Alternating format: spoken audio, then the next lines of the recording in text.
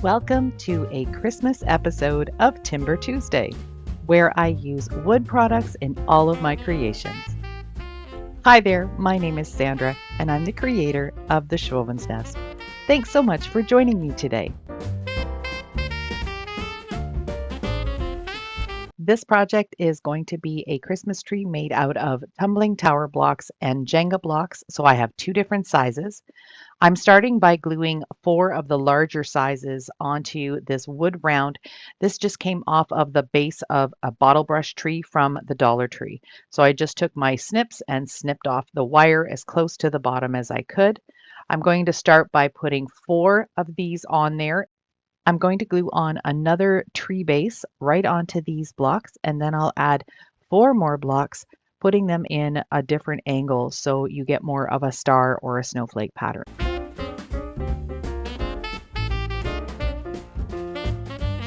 I'm going to repeat the process using another of the wood rounds, but now I'm going to switch over to the smaller tumbling tower blocks. Keeping the block as close to the edge of the wood round as possible, I'm going to be able to fit 6 on this level. If you haven't already subscribed to my channel, I would love it if you could hit that red button.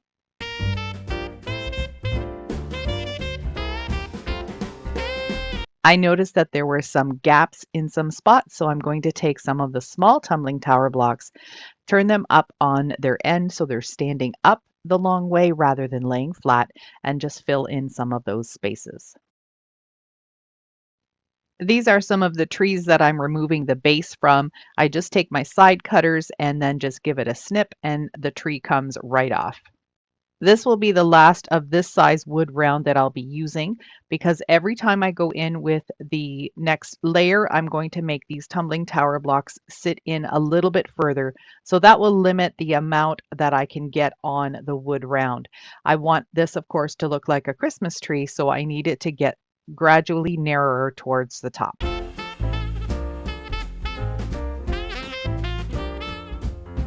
As I said earlier, for each layer, I'm going to come in just a little bit.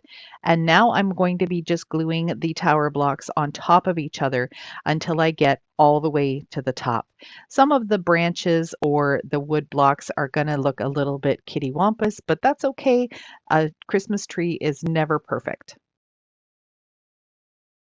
Some of the Bottlebrush trees that I do have some smaller wood bases, so I decided for the top layers I was just going to make it look a little bit similar to the bottom layers and add this smaller wood round, and then I'll be able to just add, I think, just 3 of the tumbling tower blocks at this point because I needed to make them smaller. But I didn't want to have to do any cutting because these are such hard wood, and even with my rotary cutter it takes a really long time to get them shorter.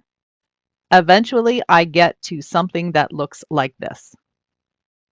I have a huge stash of pine cones. I'm always foraging for them wherever I go, whether it's on a walk near my home or at my cottage. I've always got a little plastic bag in my pocket so I can fill it up whenever I find some. I'm going to take these longer shaped pine cones and just fill them in, make them look like branches as well. And this is just going to make the tree look so much fuller and give it a lot more texture. I'm just laying the pine cones down on top of a tower block wherever there is a bit of a gap. I had a regular shaped pine cone that I'm going to be using as the topper for the tree and just hot glued it right on top. It was the perfect size. This wood piece was a garage sale find. It was longer, so I just cut it down to the length I wanted. Using some hot glue, I'm just going to pop that tree on top, give it a nice tall base. If you don't want to do this step, you could definitely leave it just sitting by itself.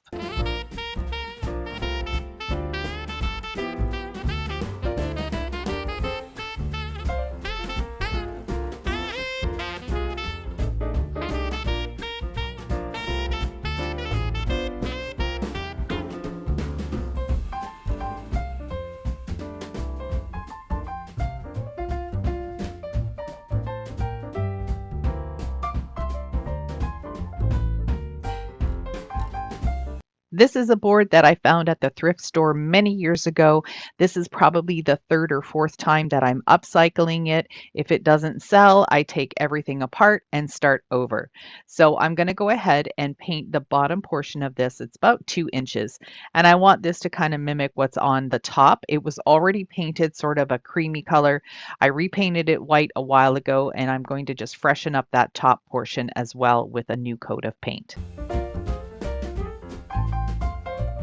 I created this printable using Google Drawing, and of course, it will be available on my website as a free printable for you. I love the old-fashioned kind of paper look that I put on the back of it. And I put this all together and then print it off all at once. I'm just going to trim off any of the white edges and then just use a glue stick to put it onto the board. I've got these little gingerbread men cutouts that I got at my local dollar store. I'm going to give them a stain of dark walnut. I'm going to use some hot glue and glue 3 of them down onto the white space. I'm going to put one in the center and then center the other 2 on either side. I grabbed some white tulip puffy paint. I'm going to give these their little embellishments, and I think this turned out really sweet. To embellish this board, I'm going to take a piece of burlap and kind of pinch it together and then hot glue it in place. This is just going to give me a base for everything else that I'm going to be gluing on. Now I'm just going to add different types of greenery. I've got some of these pine branches. I'm going to use some green boxwood and some berries, some pine cones, and I'm going to finish it off with a sweet little burlap bow. I think this board will look really nice hanging in a kitchen or even on a countertop, just standing against the wall with some little gingerbread things in front of it. I love how this one turned out, and I hope you like it too.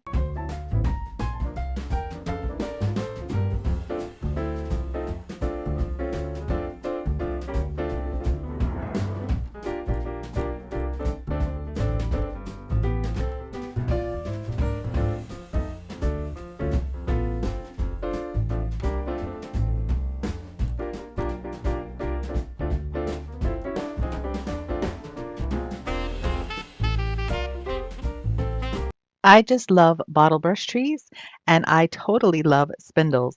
So I grabbed a whole bunch of these little bits and pieces of wood. I'm going to put them all together and make some really cute mini spindle Bottlebrush trees. I'm using a drawer pull. I'm using just another hunk of wood. And these spindles were something that were gifted to me by Barb from Tinker Decor and More out of Belleville, Ontario. They have a wonderful store. I'll leave a link to their store down in my description box because you can definitely purchase some items online. I'm using a small drill bit, just a little bit bigger than the wire at the end of these bottle brush trees. And I'm going to just drill a hole at the top of each of the spindles because then when I add some hot glue, I'll be able to push that little wire right down into it and they'll be really sturdy. Because 2 of these had different colors of wood, I decided to give the white bottle brush tree a black base, but I'm not giving it a solid color. I'm just going to give it one coat just to blend all of the wood textures in together. And for the other one that is like this, I'll paint that one white. These turned out so stinking cute. I just might have to make some more.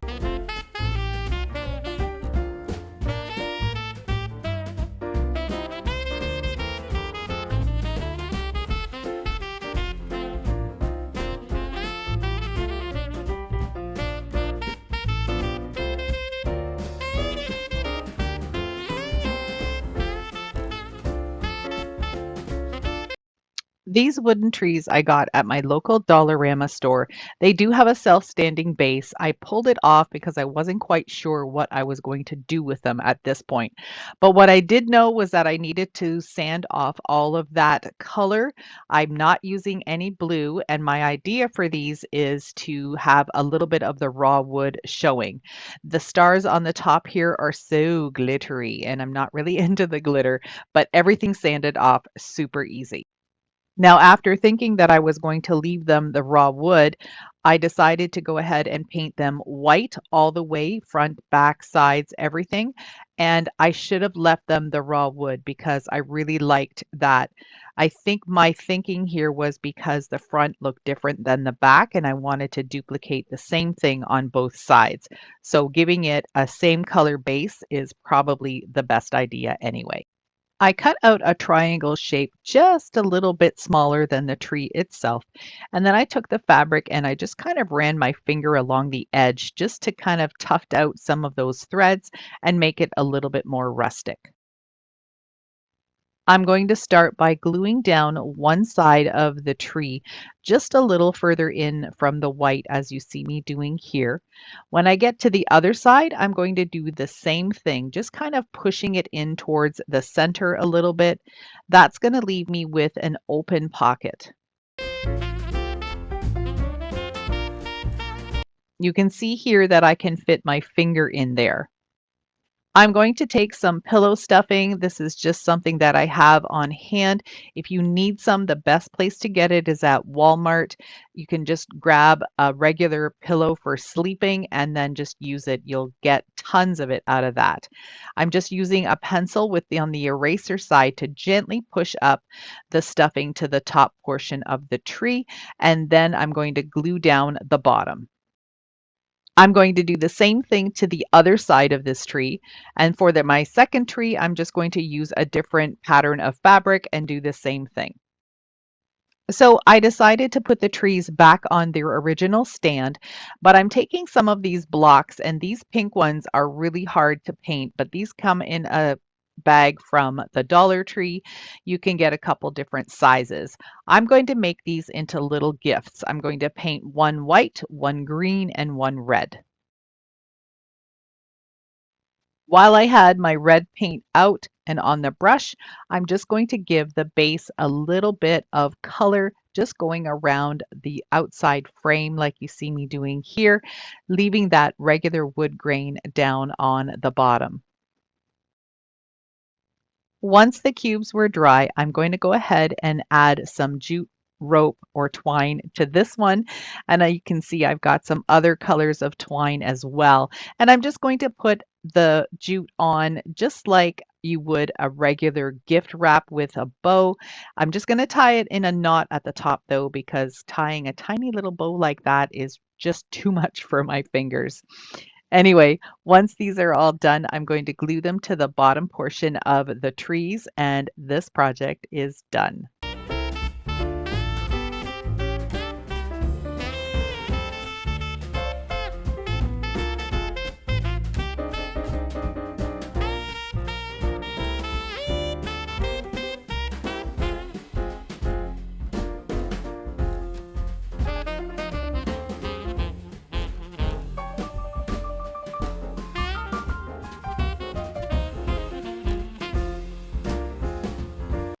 I'm starting this project with this wooden cutout Christmas tree. This was an ornament that I got at Michael's when they had their buy one, get one free. And I'm going to use some water and some green paint and make a stain. So I spritzed it with some water first. That just makes it easier. You don't have to mix up any stain and mess up a bowl or whatever. So just putting some water on it and then putting the depth of stain you want. You can make it lighter or darker, whatever suits you. I've got a deer cutout and I'm using my dark walnut gel stain for this one. I do have some water already in this gel stain to make it a little bit looser, and it actually goes a lot further if you do that. You can add again as much or as little stain as you want. For the box, I started with this gray and brownish kind of stain that I already have pre-mixed, but I did find that it wasn't dark enough. So I ended up pulling out my antique wax and using that on top of it, and I really liked that shade a lot better. When you're using a wax, whether it's an antique or a white or a clear, you always have to make sure that you wipe it down because otherwise it's going to stay sticky and tacky. So I just work in sections and I put some on and then use a paper towel or a rag or a tissue, whatever you happen to have on hand, just to wipe off the excess. I decided to put some scrapbook paper on the inside of the box, and I wanted all of my little pieces to pop. So I'm using, it's white and it has little black stars in it, and I thought that would be a perfect background for this. I'm just using my glue stick to put it in.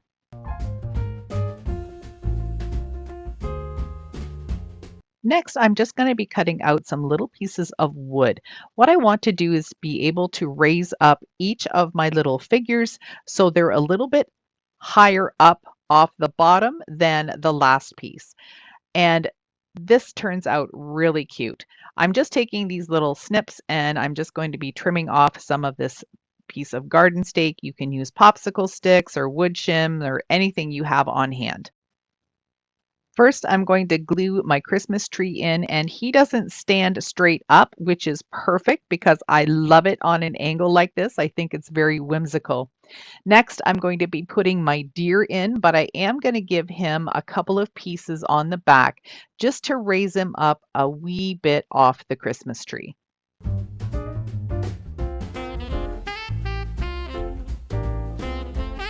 But before I can set him inside, I've got to glue down my little circle snowflake ornament piece, and that's going to be going in the top right corner. That one is just a whitewash kind of effect. I used just some white paint and gave it sort of a snowy kind of look. Just very simple.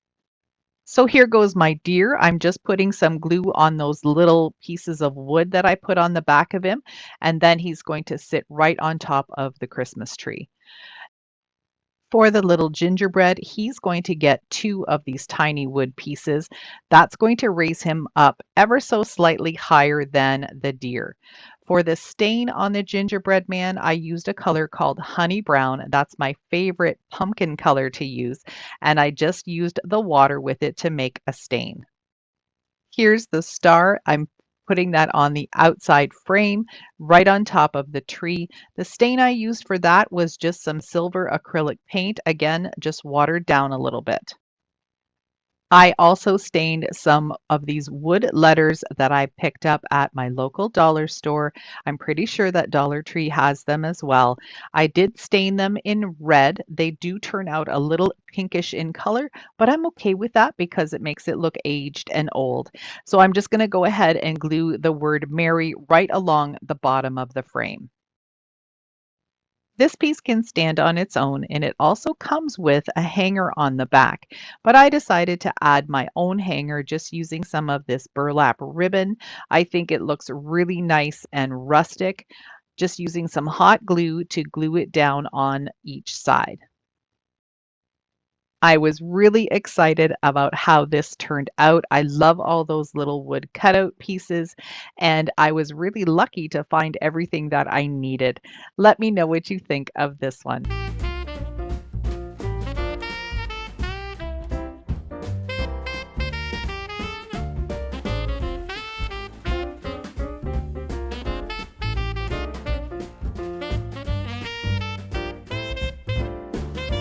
I hope you enjoyed this episode of A Christmas Timber Tuesday. You guys know that I love working with wood, and I like to share that with you. Please make sure you hit that thumbs up button that gets me noticed more on YouTube and helps my channel grow. Thank you so much for watching, and I'll see you in the next one.